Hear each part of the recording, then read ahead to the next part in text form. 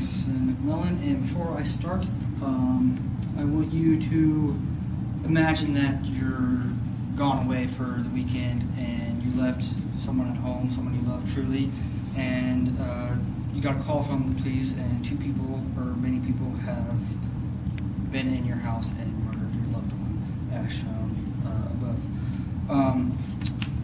They've been caught and convicted of murder and are sentenced to life without parole, but now they're getting more benefits than you do because you do not have the right amount of money to get those benefits.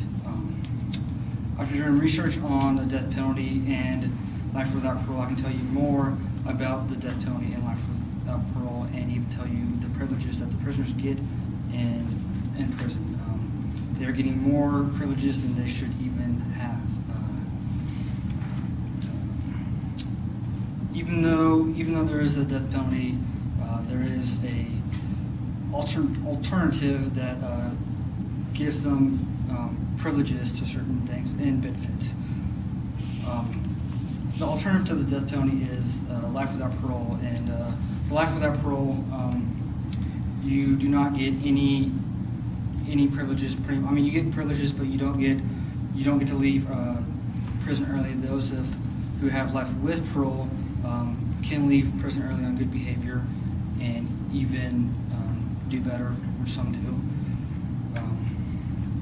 Stated in inmates' privileges, life without parole, male or inmates still get other privileges. These privileges are air conditioning when it's hot, heat when it's cold. They get 3 meals a day. They also get health care and even dental care. Some of us don't even have all of that. You're probably asking where this money comes from.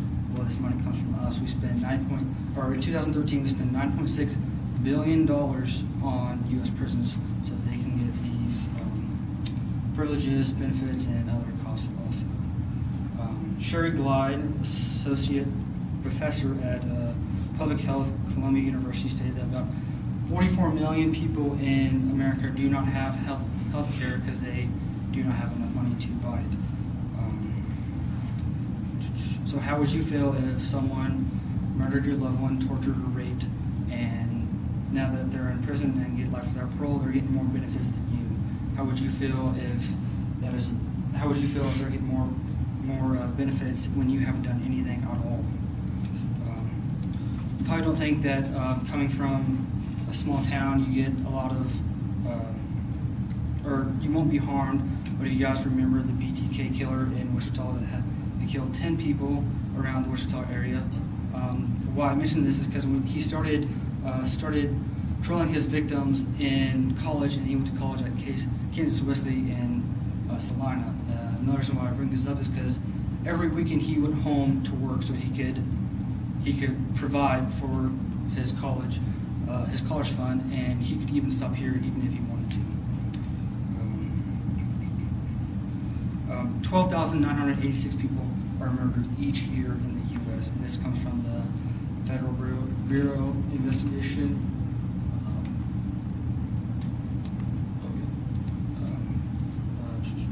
And one person is sexually assaulted every 2 minutes in the U.S.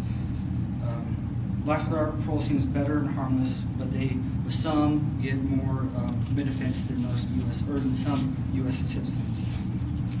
Doesn't that disturb you that criminals get more benefits than some of us? Sure, it disturbs me. Most of those who are convicted of murder or rape will either get life without parole or even life with parole. Those who get life with parole and are released are 33% of them come back within 3 years convicted of the same murder that they just had.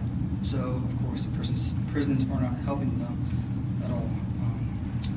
Ernest Hagg, a professor at Fort Worth University, said that people fear nothing more than death itself.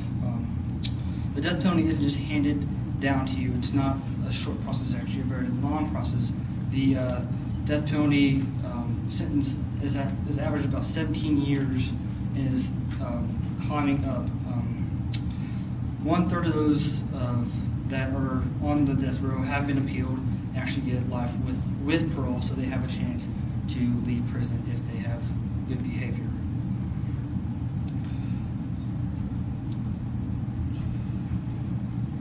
So the death penalty could, if we increase the death penalty, could decrease crime.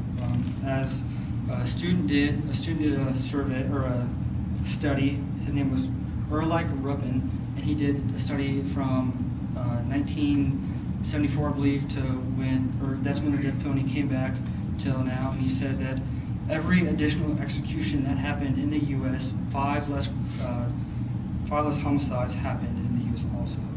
Ernest Hack also said nothing discourages criminals more than the death penalty, and that he also believes that if we increase the death penalty, then the crime will decrease. Of course, this is also a hard topic for most of you because you are Christian and come from a Christian faith, and I totally believe that. However, how would you feel if your loved one got killed by someone, he got life with parole, and now he's getting more benefits than you, more privileges than you because you don't have the money for it, but yet he's getting it for free? How would you like that? And if so, is that justice to you? Do you think that is right for prisoners to get that for themselves? Thank you.